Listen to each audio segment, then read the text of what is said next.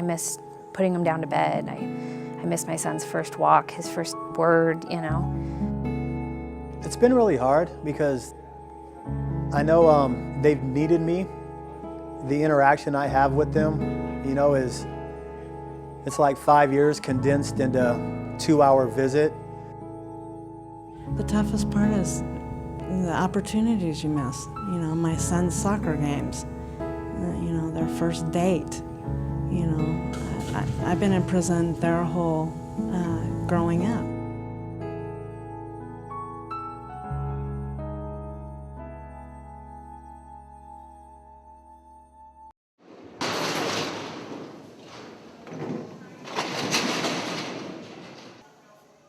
Behind the coils of barbed wire awaits a new life for inmates as they transition into prison. The transition is hard for all inmates, but for inmates with children, it can be especially difficult. When inmates enter prison, their children are often left with family members or in the custody of the state. In 2002, there were 15,000 minor children in Oregon that had a parent in prison. Prison officials realized something had to be done. That year, the Children of Incarcerated Parents Project was born. I have 2 children. Lily just turned 8 and Jared just turned 3. I have three children. My oldest is Miley, she's 12. My middle-aged daughter is Haley, she's 9, and my youngest is Madison, and she just turned 6.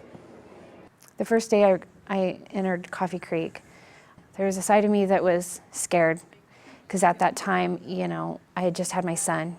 I wasn't sure, you know, if I was going to have the chance of being a mom again. I was alone. I didn't have any friends.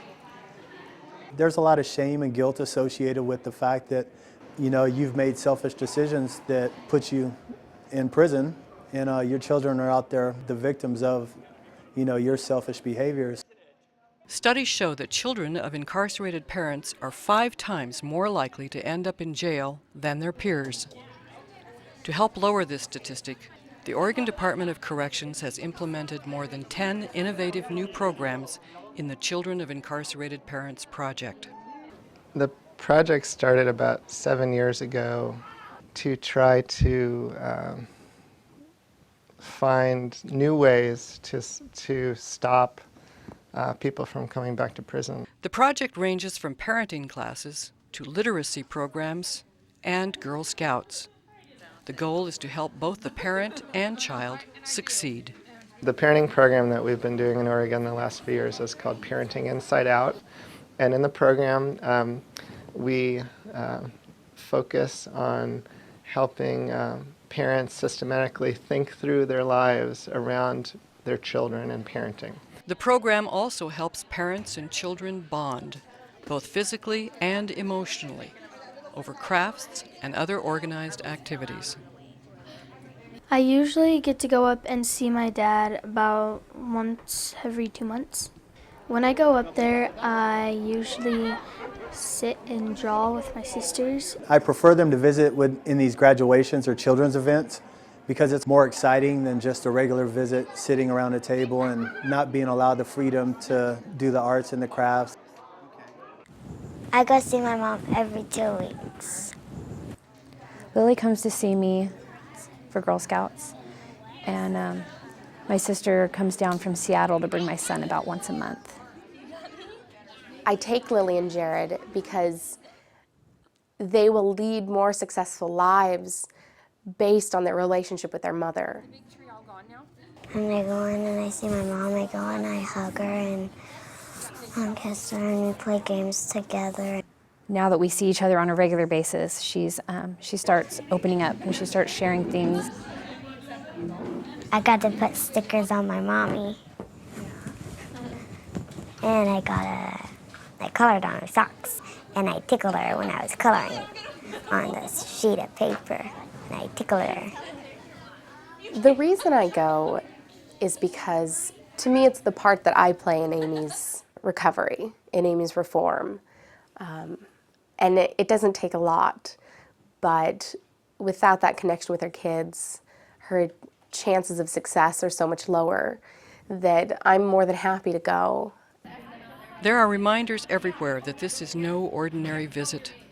Before entering, children and guardians have to pass through metal detectors and automatically locking steel doors. Security guards closely monitor the visitations. While the programs help the parents gain the skills needed to succeed in life after prison, they also help the kids. Despite the positive effects, there has been opposition to the project, some even from family members. My mother and my relationship has been very rocky. You couldn't trust Amy. You dreaded having her come over. You didn't want to invite her to family functions because she always wanted to brag or talk about her criminal behavior. I ran away a lot as a child, and I was, in a lot of the youth homes and stuff. I've pretty much had Lily since the day she was born. I consistently asked my mother if Lily could come to Girl Scouts. For 2 years, she said no. I was not in support of Girl Scout behind bars because I didn't want to normalize prison, and that's exactly what's happened. Is it's become a fun place to go, and I don't want her growing up thinking that it's a good place. Regardless of the conflict, even Nina believes the positive outweighs the negative. It took me a while to decide to let her go. And everybody that I talked to, her counselor and those people, agreed with my fears of her going, but at the same time, she needed to continue a relationship with her mother. And if I had to make the same decision again, whether to put Lily in Girl Scouts with Amy, I would make the same decision and let her go. Though no conclusive studies have been completed, the project's success can be seen in the inmates and their relationships with their children. If there's anything that we can do while they are incarcerated to be a help to their kids, I think we should try to do it. I think the program is a good program for mothers and children both to be able to bond and reconnect. The parenting program for me has been a wonderful learning tool to allow me the opportunity to better understand my children and to communicate with them and to communicate with their caregiver, to try to parent from here the best I'm able to. I'm not going to leave here and be a perfect mom, and I'm not going to leave here and know everything, but I know that I have it in me to be a good mom. I know how to express how I feel, and I know the kind of parent that I would want, and that's who I want to be for my children. So.